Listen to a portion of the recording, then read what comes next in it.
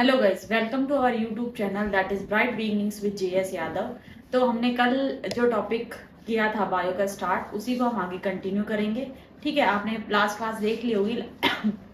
Last class देखी, उसमें आपने देखा होगा कि मैंने पूरा जो है एंथर का स्ट्रक्चर है ना, माइक्रोस्पोरोजेनेसिस को पूरे को एक्सप्लेन किया था। आज हम पढ़ेंगे मेगा स्पोरोजेनेसिस, ओव्यूल का फॉर्मेशन, ओवरी क्या है। आज का जो मेन टॉपिक है वो है मेगा स्पोरोजेनेसिस, कह सकते हो आप डेवलपमेंट ऑफ फीमेल गैमेटोफाइट, कह सकते हो, या फिर फॉर्मेशन ऑफ ओवरी, या फिर पिस्टल। ठीक है, तो आपने देखा होगा कि जो प्लांट्स होते हैं एंजियोस्पर्म्स होते हैं। एंजियोस्पर्म मैंने कल भी बताया था कि जो फ्लावरिंग प्लांट्स होते हैं उनके अंदर जो पिस्टल होती है, मेनली अगर मैं बात करूं तो अगर एक ही पिस्टल है ना, सिंगल पिस्टल है किसी फ्लावर के अंदर, जैसे हिबिस्कस के अंदर, तो हम उसे कहते हैं मोनोकार्पेलरी। क्या कहते हैं? मोनोकार्पेलरी। ठीक है, और अगर किसी के अंदर एक से ज्यादा है तो उसे कहेंगे मेगा कार्पेलरी। ठीक है, तो अगर पिस्टल्स जो है वो क्या है, फ्यूज है ना, तो उसे कहेंगे सिनकार्पस या मल्टीकार्पेलरी भी कह सकते हैं। ठीक है, एक से ज्यादा है तो मल्टीकार्पेलरी। ठीक है, अब अगर जो पिस्टल है वो क्या है, फ्यूज्ड है, तो उसे हम क्या कहेंगे, सिनकार्पस। ठीक है, और अगर पिस्टल्स जो है वो फ्रीली है, तो उसे हम कहेंगे एपोकार्पस।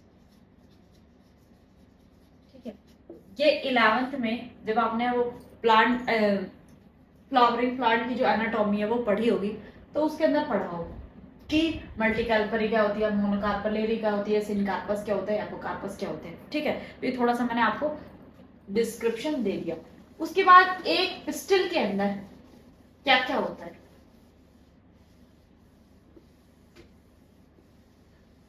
क्या क्या होता है भाई, स्टिग्मा,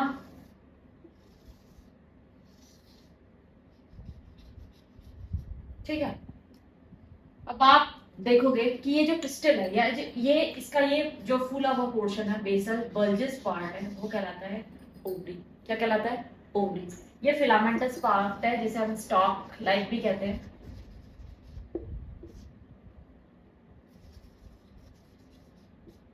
ठीक है, ये जो पोर्शन है वो बेसल और बल्जेस होती है। बल्ज का मतलब होता है फूला हुआ, जिसे हम क्या कहते हैं, फूला हुआ पोर्शन। ठीक है, ये क्या है, स्टिग्मा। यहां पे क्या होता है, लैंडिंग ऑफ पोलन।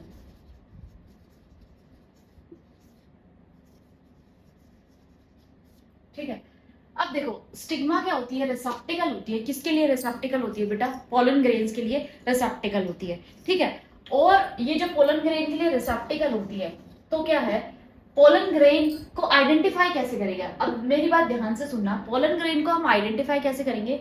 यहाँ पे क्या होते हैं, रिसेप्टिकल्स होते हैं, यानी ये क्या होते हैं, अपने ही स्पीशीज के क्या करती है, अपनी ही स्पीशीज के पोलन ग्रेन्स को आइडेंटिफाई करती है। ठीक है, इनके ऊपर केमिकल सब्सटेंस होता है जिसकी वजह से ये क्या करती है, अपने ही स्पीशीज के उस पोलन ग्रेन को आइडेंटिफाई करती है, और उससे फिर आगे पोलन ट्यूब का फॉर्मेशन वगैरह होता है, जो अब हम फर्टिलाइजेशन के प्रोसेस में पढ़ेंगे।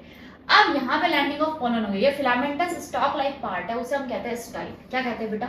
स्टाइल कहते हैं। ठीक है, ये क्या काम करती है, इसी के अंदर पोलन ट्यूब का फॉर्मेशन होता है। ठीक है, उसके बाद ये जो फूला हुआ भाग है इसे हम कहते हैं ओवरी। ठीक है, इस ओवरी के अंदर क्या होते हैं बेटा? ओव्यूल्स होते हैं। क्या होते हैं?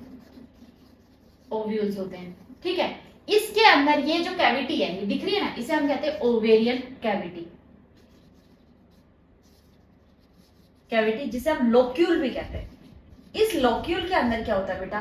प्लेसेंटा का फॉर्मेशन होता है। अब यानी मैं क्या कह रही हूँ, ओवेरियन कैविटी जो है उसके अंदर क्या है, उसे हम क्या कहते हैं, लोक्यूल कहते हैं। क्या कहते हैं बेटा? लोक्यूल कहते हैं। उसके अंदर किसका फॉर्मेशन होता है? उसके अंदर प्लेसेंटा का फॉर्मेशन होता है। ठीक है, प्लेसेंटा का फॉर्मेशन से प्लेसेंटा किसके अंदर किसके अंदर कन्वर्ट हो जाता है? मेगा स्पोर के अंदर कन्वर्ट हो जाता है। आ गई बात समझ में? इस ओवेरियन कैविटी के अंदर मैंने क्या कहा ये जो ओवेरियन कैविटी है इसके अंदर प्लेसेंटा का फॉर्मेशन होगा। प्लेसेंटा का फॉर्मेशन के बाद उससे क्या होगा, मेगास्पोर का फॉर्मेशन होगा। कैसे होगा वो आगे हम देखते हैं। अब मैं क्या कह रही हूँ, ओवरी जो है, ओव्यूल्स जो है वो किससे अटैच होते हैं, प्लेसेंटा से। ओव्यूल जो है वो प्लेसेंटा से अटैच होते हैं। तो जिस स्टॉक के थ्रू अटैच होते हैं उसे हम कहते हैं फ्यूनिकल। क्या कहते हैं, फ्यूनिकल। एक स्टॉक लाइक स्ट्रक्चर होता है उससे जिससे अटैच होते हैं, यानी ओव्यूल जो है वो प्लेसेंटा से जो अटैचमेंट है उसे हम क्या कहते हैं, फ्यूनिकल। अब मेरी बात ध्यान से सुनना, इस फ्यूनिकल और ओव्यूल के बीच में जो जंक्शन बनता है, यानी junction between funicle and ovule, है ना, या प्लेसेंटा के बीच में जहां पे भी ये मिलेंगे उस जंक्शन को हम क्या कहेंगे, हाइलम। उस जंक्शन को हम क्या कहेंगे, हाइलम।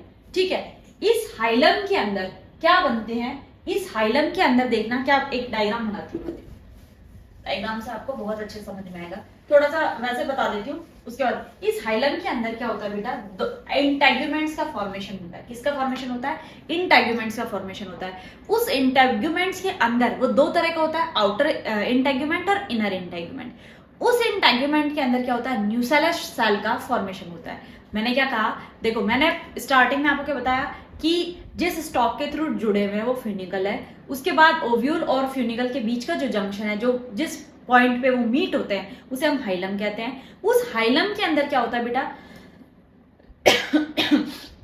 उस हाइलम के अंदर क्या है कि इंटेग्यूमेंट्स का फॉर्मेशन होता है। वो जो इंटेग्यूमेंट्स है वो दो टाइप के होते हैं, एक आउटर और एक इनर। उस इंटेग्यूमेंट के अंदर न्यूसेलस सेल होता है, जो क्या करती है, न्यूसेलस सेल्स जो होती है वो क्या होती है, न्यूट्रिशियस सेल होती है ना, न्यूट्रिशन प्रोवाइड करती है। अगली बात समझ में, ये न्यूट्रिशन प्रोवाइड किसके लिए, कि जो एग का फॉर्मेशन होगा, एग के बाद में जो पोलन ग्रेन एंट्री लेगा उसको क्या प्रोवाइड करा सके, न्यूट्रिशन प्रोवाइड करा सके। अगली बात समझ में, तो अब देखो बस समझने के लिए एक रफली डायग्राम बना रही हूं।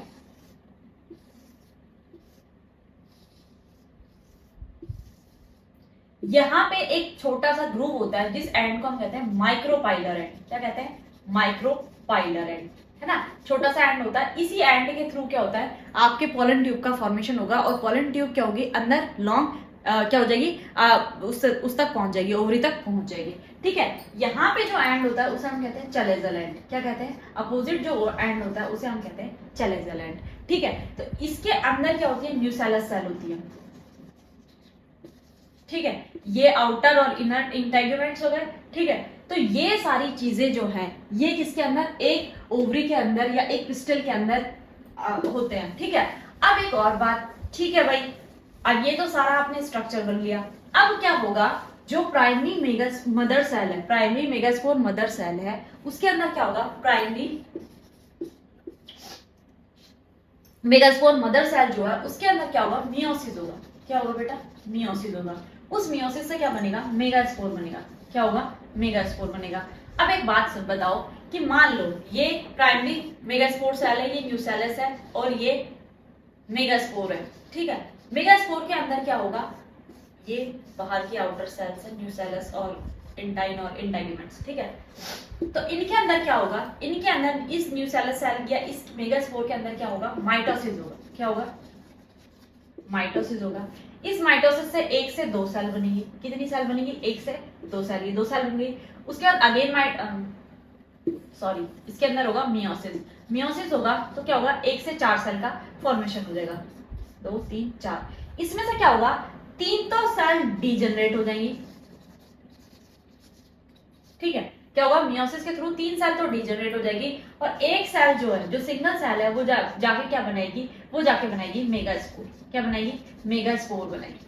ठीक है, तो ये प्रोसेस है कि प्राइमरी मेगास्पोर मदर सेल से किसका, मेगास्पोर का फॉर्मेशन होना क्या कहलाता है, मेगास्पोरोजेनेसिस कहलाता है। ये प्रोसेस क्या कहलाता है, मेगास्पोरोजेनेसिस। इस प्रोसेस को क्या कहते हैं, मेगास्पोरोजेनेसिस। इसके अंदर क्या होता है, इसके अंदर देखो बेटा, मियोसिस क्या होता है, रिडक्शनल डिवीजन होता है। मैंने कल भी बताया था, रिडक्शनल डिवीजन में 1 से 4 सेल्स बनती है और क्रोमोसोम्स का नंबर क्या हो जाता है, हाफ हो जाता है। ठीक है, अगर देखो, अगर आपके दिमाग में ये आ रहा है कि क्रोमोसोम्स का नंबर हाफ क्यों हो जाता है, तो देखो एक कॉमन सेंस की बात है कि जर्म सेल्स में हमेशा क्या होता है, मियोसिस होता है। क्यों होता है देखना, ध्यान से मेरी बात सुनना। अगर हम प्लांट्स को छोड़ के ह्यूमन बीइंग्स की बात करें तो ध्यान से देखना, आपके अंदर जो क्रोमोसोम्स का नंबर है वो 46 है, ठीक है। और कंटिन्यूटी जो नेक्स्ट जनरेशन आएगी उसमें भी 46 ही रहेगा, उससे नेक्स्ट में भी 46 ही रहेगा। ऐसा क्या है कि ये जो क्रोमोसोम्स का नंबर है वो हमेशा एक जैसा रहता है और मेंटेन्ड रहता है, ठीक है। अगर मान लो फीमेल के अंदर 46 है और मेल के अंदर 46 है, मियोसिस ना हो तो कितने हो जाएंगे, 92 क्रोमोसोम्स हो जाएंगे। उससे नेक्स्ट जनरेशन में कितने क्रोमोसोम हो जाएंगे, 184 क्रोमोसोम्स हो जाएंगे। तो इससे क्या हो जाएगा, ब्लंडर हो जाएगा कि सेल के अंदर और किसी ऑर्गेनेल को तो जगह ही नहीं मिलेगी, क्रोमोसोम से क्रोमोसोम्स हो जाएंगे। इसीलिए मियोसिस क्या है, रिडक्शनल डिवीजन है और उसमें क्या बनती है, 1 से 4 सेल बनती है। जबकि माइटोसिस, अभी हम इसमें ये जो मेगास्पोर मदर सेल है इसके अंदर हम बेटा माइटोसिस ही कराएंगे। क्यों, क्योंकि माइटोसिस से ही क्या होगा, सेल ग्रो करेगी, 1 से 2 सेल बनेगी, 2 से 4, 4 से 8। तो जो ड्यूरिंग जो गैमेट फॉर्मेशन होता है, चाहे वो ह्यूमन बीइंग हो चाहे फ्लावरिंग प्लांट्स हो, उस टाइम क्या होता है, मियोसिस होता है, रिडक्शनल डिवीजन होता है, जिससे क्रोमोसोम्स का नंबर क्या हो जाता है, आधा हो जाता है, ठीक है। न्यूक्लियस सेल का मैं अभी आपको लास्ट में बताया था कि क्या करती है वो, मेन न्यूक्लियस सेल का फंक्शन हमेशा याद रखना, क्योंकि 1 मार्क के क्वेश्चन में हमेशा पूछा जाता है कि न्यूक्लियस सेल्स का फंक्शन क्या है। तो आपको ध्यान रखना है कि वो मेनली क्या काम करती है, वो मेनली न्यूट्रिशन प्रोवाइड कराती है, ठीक है। अब एंथर में भी मैंने एक सेल बताई थी, कौन सी सेल न्यूट्रिशन प्रोवाइड कराती है, आप कमेंट करके मुझे जरूर बताइएगा ताकि मुझे पता चले कि आपने लास्ट क्लास में कितना पढ़ा, ठीक है। उसके बाद अब मैं क्या करूंगी, इस मेगास्पोर के अंदर क्या कराऊंगी, ये मान लो सिंगल मेगास्पोर है, इसके अंदर मैं क्या कराऊंगी, ये मेगास्पोर है, इसके अंदर क्या कराऊंगी, मैं माइटोसिस कराऊंगी। माइटोसिस से 1 से 2 मेगास्पोर बन जाएंगे, देन 2 से कितने बन जाएंगे, 4 बन जाएंगे।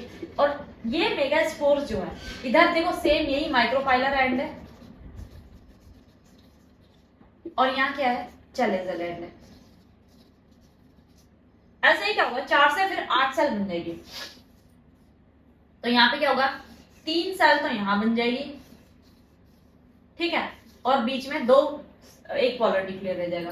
तो देखो ये जो स्टेज आएगी है ना, 8 सेल्स बन जाएगी, उसके अंदर होगा क्या, देखना माइक्रोपाइलर एंड के ऊपर क्या होगा कि 3 तो सिनर्जिड्स बन जाएंगे। 3 सिनर्जिड्स में क्या होगा बेटा, दो तो सिनर्जिड्स आएंगे और एक एग सेल के अंदर कन्वर्ट हो जाएगा। अगर मैं इस डायग्राम को थोड़ा सा उल्टा बनाऊं तो देखो ऐसा कुछ होगा कि ये 2 सिनर्जिड्स बन गए, यहाँ पे क्या होगा, यहाँ पे ये एक एग सेल होगी और ये जो तीनों मिलके है ये किसका फॉर्मेशन करेंगे, एग अपैरेटस का। किसका फॉर्मेशन करेंगे, एग अपैरेटस का। ये क्या है, सिनर्जिड्स है, ठीक है।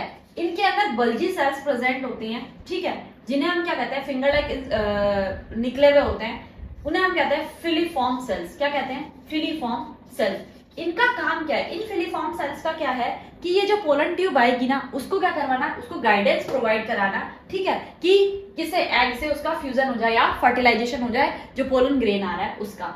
बीच में जो सेल्स होंगी ये न्यूक्लियर सेल्स होती है, पोलर न्यूक्लियर सेल्स होती है, ठीक है। सेंट्रल सेल्स भी कहते हैं इन्हें, क्या कहते हैं, सेंट्रल सेल्स भी कहती है। देखो पहले स्टार्टिंग में क्या होगा कि सिंपली न्यूक्लियस डिवाइड होगा, ये न्यूक्लियर फ्री डिवीजन है। क्या कह रही हूं मैं, ध्यान से सुनना, ये न्यूक्लियर फ्री डिवीजन है, यानी सेल वॉल का फॉर्मेशन नहीं होता है, ठीक है। पहले सारे न्यूक्लियस बन जाते हैं, सारे के सारे, यहाँ पे भी पहले न्यूक्लियस ही बने है ना, 3 और 3 यहाँ बन गए और 2 यहाँ बन गए। उसके बाद में क्या होगा, सेल वॉल का फॉर्मेशन होगा। तो ये 2 तो आगे की तरफ दिखाई देंगे और एक पीछे की तरफ दिखाई देगा, चैलेजल एंड पे भी, ठीक है। अब ये जो सेल्स है, चैलेजल मैंने उल्टा करके बनाया है, तो जो चैलेजल एंड पे जो सेल्स है उन्हें हम कहते हैं एंटीपोडल्स। क्या कहते हैं बेटा, एंटीपोडल्स कहते हैं। उसके ऊपर जो प्रेजेंट होती है ये सेंट्रल सेल होती है, इनके अंदर क्या, जिसका फॉर्मेशन नहीं होता, सेल वॉल का फॉर्मेशन नहीं होता, तो ये डिफरेंशिएट हो ही नहीं पाती है।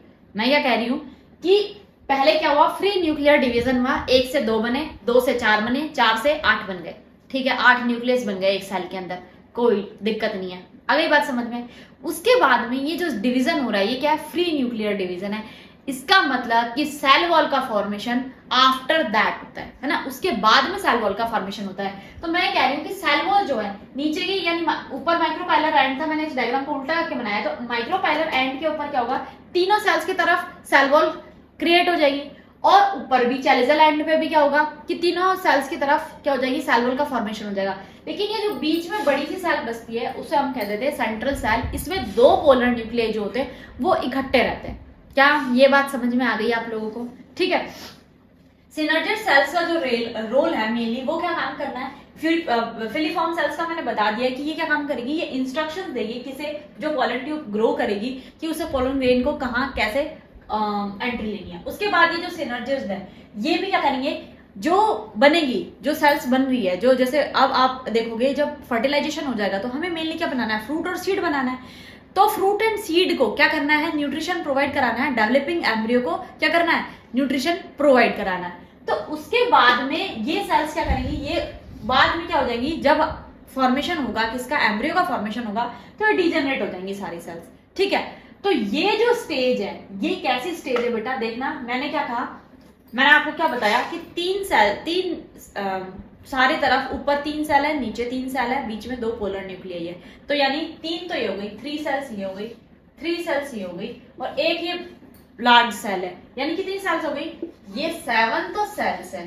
और कितने न्यूक्लियस है इसके अंदर, 2 जॉइंट पोलर न्यूक्लियाई है ना, ये पोलर न्यूक्लियाई कहते हैं ना। तो 2 जॉइंट पोलर न्यूक्लियाई है, तो न्यूक्लियाई तो एक ज्यादा हो गया, यानी 7 सेल और 8 न्यूक्लियाई स्टेज है ये, या 8 न्यूक्लिएट्स है ना, इस सेल के अंदर ये है। तो ये क्या हुआ, ये पूरा मेगा, या यहाँ पे क्या हुआ, फीमेल गैमेटोफाइट का पूरा डेवलपमेंट हो गया, यानी ओवरी के अंदर कैसे मेगास्पोर बनेगा, एग सेल का फॉर्मेशन कैसे होगा, ये टॉपिक कंप्लीट हो गया। मतलब फीमेल गैमेटोफाइट का जो डेवलपमेंट है वो इसके अंदर कंप्लीटली हो गया, है ना। अब फीमेल गैमेटोफाइट्स का फर्दर डेवलपमेंट से पहले आप क्या पढ़ोगे कि अब जो नेक्स्ट क्लास होगी, है ना, नेक्स्ट क्लास के अंदर आप क्या पढ़ोगे कि पॉलिनेशन के बारे में पढ़ोगे। तो इसमें अगर आपको कोई भी डाउट है तो आप कमेंट करके बता दीजिएगा। और मैंने आज जो क्वेश्चन पूछा है कि एंथर को न्यूट्रिशन कौन प्रोवाइड कराती है, उन सेल्स का नाम क्या है, वो प्लीज कमेंट कीजिएगा, ताकि मुझे भी पता चले कि जो देखने वाले हैं वो किस लेवल तक देख रहे हैं। ठीक है। और अगर इसमें भी कोई दिक्कत हो, कोई इशू हो, तो आप मुझे मैसेज या कमेंट कर सकते हैं, पूछ सकते हैं। ठीक है। और आई होप कि आपको टॉपिक और कंटेंट समझ में आया होगा, इसलिए ज़्यादा से ज़्यादा से वीडियो को शेयर कीजिए, लाइक कीजिए, हमारे चैनल को सब्सक्राइब कीजिए, है ना, ताकि हम आगे भी आपके लिए अच्छी अच्छी ऐसी ही क्लासेस लाते रहें, और हम भी थोड़े मोटिवेटेड रहें, सेल्फ मोटिवेटेड, ताकि रोज रिकॉर्ड करके आपके लिए रोज की रोज क्लासेस अपलोड कर सकें। Thanks for watching.